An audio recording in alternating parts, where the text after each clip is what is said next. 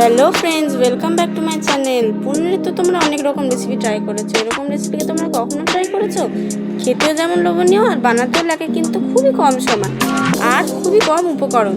তো যদি দেখতে হয় তো ভিডিওটা কিন্তু লাস্ট অবধি অবশ্যই দেখতে হবে। চলো বানানো স্টার্ট করি।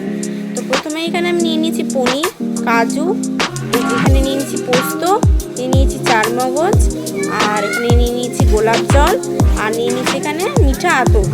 তো তোমরা মিঠা আতর চাইলে অ্যাভয়েড করতে পারো, দিলে ভালো। আর এখানে কিন্তু পোস্ত, কাজু, চারমগজটাকে আমি দুধের মধ্যে ভিজিয়ে রেখেছি। তারপরে একটা মিক্সিতে পেস্ট করে নিয়ে একটা বাটির মধ্যে কিন্তু আমি এগুলো ঢেলে নিলাম। এর মধ্যে এবার অ্যাড করলাম আমি কাশ্মীর মির্চের গুঁড়ো রঙের জন্য, আর এখানে অ্যাড করেছি গুঁড়ো দুধ, মিল্ক পাউডার, আর এখানে অ্যাড করেছি হচ্ছে স্বাদ মতো লবণ। তোমরা চাইলে পরেও অ্যাড করতে পারো, আগে থেকে অ্যাড করলে বেশি টেস্ট হয়। আর এখানে নিয়ে নিয়েছি গোলাপ জল, আর এখানে নিয়ে নিয়েছি মিঠা আতর। এটা কিন্তু খুব বুঝে শুনে দিতে হয়, নাহলে কিন্তু বেশি গুঁড়ো হয়ে যায়, 2 থেকে 3 ড্রপ। আর এরপর এখানে অ্যাড করে নিচ্ছি ফেটানো টক দই। তোমরা ফেটিয়েও অ্যাড করতে পারো, আমি এখানে মিক্স করে ফেটিয়েছি। তো ভালো করে পেস্টটা বানিয়ে নিয়ে এবার চলে গেলাম রান্নার দিকে। এখানে অ্যাড করে নিলাম সাদা তেল। তারপরে আমি এখানে আলু অ্যাড করেছি, তোমরা চাইলে আলু ছাড়াও করতে পারো। আর আলুগুলোকে সেদ্ধ করে নিয়ে এখানে ভেজে নিচ্ছি। দেখতেই পাচ্ছ কিরকম করে আলুগুলোকে কেটেছি। আর তারপরে আলুগুলোকে লাল লাল করে ভেজে নিয়ে তুলে নিলাম। এরপর এখানে আমি অ্যাড করব হচ্ছে তেজপাতা আর গোটা গরম মশলা, এলাচ, লবঙ্গ, দারচিনি। এগুলোকে ভালো করে একটু ভেজে নিয়ে আমি যে মশলাটা বানিয়ে রেখেছিলাম এবার সেটা অ্যাড করে দেবো। তো এর মধ্যে কিন্তু তোমরা জানোই কি আছে। তো এবার এটাকে ছোটো আছে হতে দেবো। আর ওই মশলাটার মধ্যে একটু জল অ্যাড করে দিয়ে দিলাম।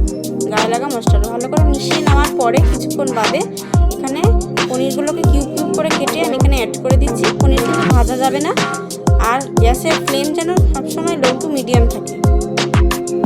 এই যে এখানে পনির অ্যাড করে দিলাম, আর এখানে সাথে অ্যাড করে দিলাম ঘি। ঘিটা দিলেই টেস্টটা বেশি চেঞ্জ হয়, আর মশলার কামাল তো রয়েছে। দেখি এখনই লোভনীয় লাগছে। ভালো করে ঘিটা দিয়ে ভালো করে নাড়াচাড়া করে ভালো করে জিনিসটাকে মিশিয়ে নিলাম। এবার অ্যাড করে দিলাম ভেজে রাখা সেদ্ধ আলুগুলো, আর ভালো করে মিশিয়ে নিচ্ছি। এবার অ্যাড করে দিলাম পরিমাণ মতন জল, যাতে মশলাটা নিচে না লেগে যায়, কারণ এখানে কাজু আছে, তো লেগে যাওয়ার চান্স থাকে। তোমরা চাইলে ঝোল ঝোলও রাখতে পারো বা গা মাখাও করতে পারো। এগুলো কিন্তু রুটি, পরোটা, ভাত সবটার সাথে দারুণ মানাবে।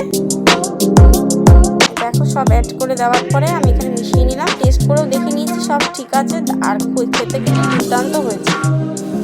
এবার এটাকে আমি সার্ভ করে নেবো। জাস্ট দেখো রংটা দেখো।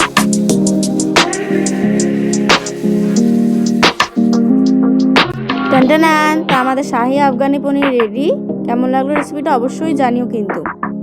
Don't forget to subscribe to my channel.